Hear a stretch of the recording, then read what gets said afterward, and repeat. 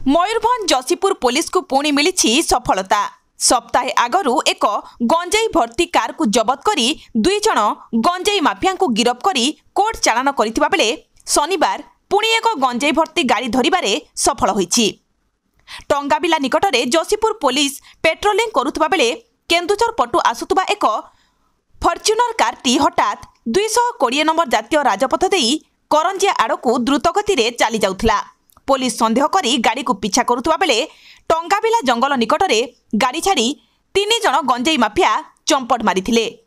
Police गाड़ी निकटरे पहुंची गाड़ी भर्ती गंजाई देखी तुरंत गाड़ी को जबत करी थाना को आनिथिला।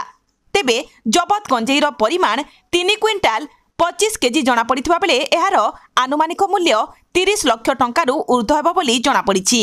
एनेई पुलिस निज आड़ू एक मामला रुजु करी अधिक तदंत जारी रखिछि। मयूरभंजरू दिलीप कुमार साहू रिपोर्ट, कलिंग टीवी 24।